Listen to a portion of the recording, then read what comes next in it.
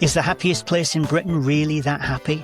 Róisín Lanigan went to Skipton on the saddest day of the year and wrote about her trip for Dispatch. Then she took to the stage at the St Brad Foundation to read her story at our independent magazine nights. My piece is from Yorkshire.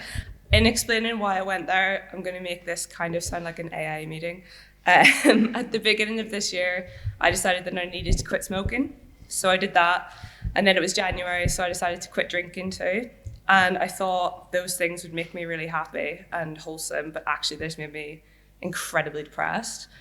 So it got to the third Monday of the month, which is a very depressing day of the year. And I decided to go to a place that is statistically voted this year the happiest place in Britain. So this is my dispatch from there.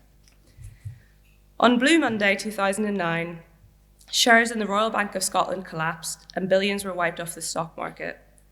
On Blue Monday 2025, Ruben Amorim said in a press conference that his team were the worst team maybe in the history of Manchester United. And on Blue Monday 2026, I am in Skipton. There are many myths of modern England. Among them is the idea that it's grim up north. As with all myths, this is a lie spun out from a grain of truth. It's colder up north, it's poorer, it's less connected, its countryside is washed with a miasma of grey mist, it rains nearly constantly. All of these things are true, and yet in a corner of Yorkshire lies a pocket of land supposedly happier than everywhere else by a large margin. Skipton, a small market town home to 15,000 souls, lies on the edge of the rolling dales. It boasts a modest amount of famous citizens. One of the founders of Marks and Spencer's, the poet Blake Morrison, the magician Mark Waddington, and Elaine Glover from Footballers' Wives. It has a community football club, Skipton Town AFC, and a 900-year-old castle. Its largest employee is a building society, although it has always elected Tory MPs.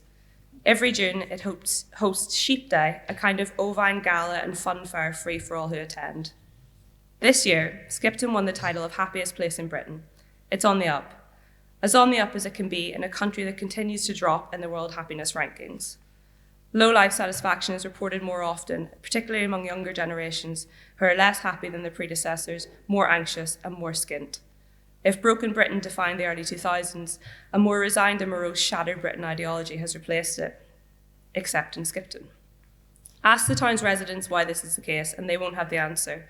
They suggest theories, but you get the sense that it's more of a clutching at straws than anything else. The town's estate agents point to relatively low house prices, or perhaps more desperately, proximity to the M65. A man who runs the Roast Dinner Cruise, a weekly boat tour that sails 3 hours to Leeds every Sunday, says it's because people don't have their face in their phones here. There are more salient contributing factors. Crime is low in Skipton. Antisocial behaviour here is surprisingly parochial and surprisingly weird. 2 people almost had their quad bike stolen on Christmas Eve. Local teenagers rattle narrowboats in the middle of the night and run away. The local hotel owner accidentally ran over the mother of the bride the night before her wedding at his hotel. It's actually quite sad. Local policing is hot fuzz-esque.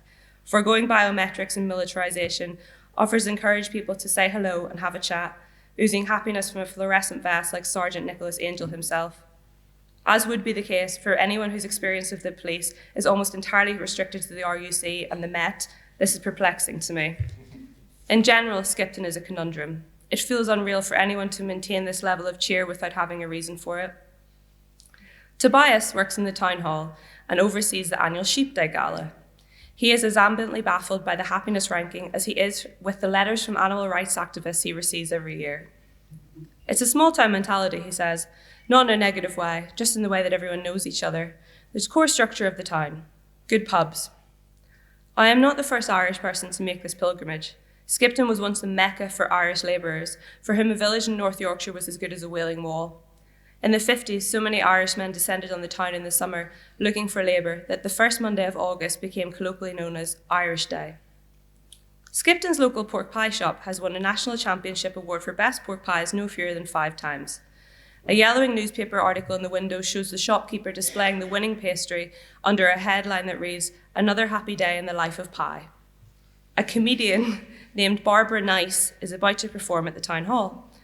The local cinema is showing both Hamnet and a local production of Hamlet. A sign on the door of the local working men's club reads, "If you don't have your key, why not?" For a place that relies heavily on the quintessential English tourist experience, Skipton is notable not for what it has, but for what it lacks. The conspicuous absence of St George's flags is remarkable only because of their ubiquity in mid-sized English towns almost everywhere else.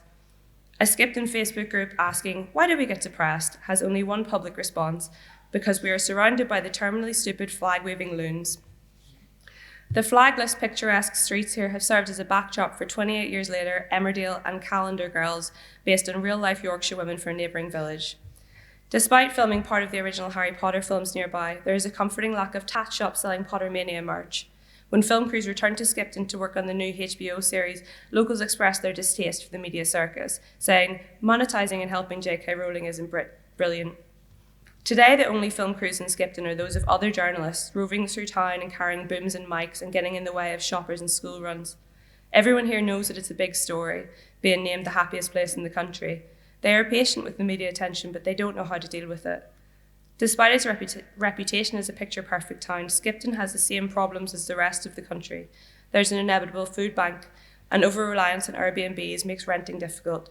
A local charity, Scare Skipton, functions as a kind of library of things. You can borrow a blender or a vacuum if you don't have the money to buy one yourself. High rents and tourism have forced most independent shops off the high street and into the cobbled back streets, away from the coaches of visitors from America and Japan that roll in every day. That Skipton is a rural paradise flattens the fact that it is a rural paradise. Like many places in the countryside, mental health care is hard to access here. When people are sad, and even in the happiest place in the country people get sad, they can struggle to find anyone to talk to about it. People move here for a better life, but then they find they can't access services, says Emma Pearce. Emma works for SELFA, a local mental health charity working with school children.